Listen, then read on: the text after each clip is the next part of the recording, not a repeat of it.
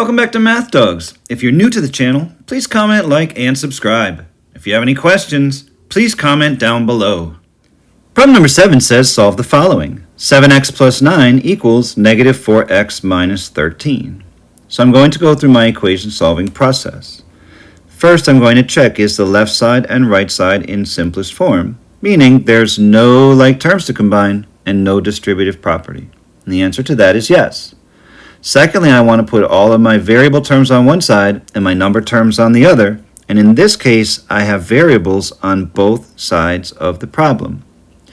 I'm going to choose to add 4x to both sides in order to keep my variable term positive. I could also subtract 7x from both sides, which would clear the variable term from the left side, but that would leave my variable term negative. A rule of thumb is if you do the opposite of whatever the lower of the two terms is, it should keep your variable term positive. So I'm going to add 4x to both sides.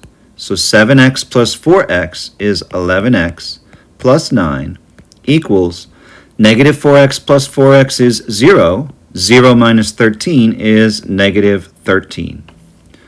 Now all I have to do is put all of my numbers on the right side. So the opposite of positive 9 is negative 9. And so I'm going to add negative 9 to both sides. 9 minus 9 is 0. 0 plus 11x is 11x. And negative 13 minus 9 is negative 22. Last step is to make the coefficient on my variable term equal to 1. Right now it's equal to 11. Since I have 11 times x, I'm going to use the opposite operation, which is division, and divide by 11 on both sides. So 11 divided by 11 is 1x, and negative 22 divided by 11 is negative 2. And so x would equal negative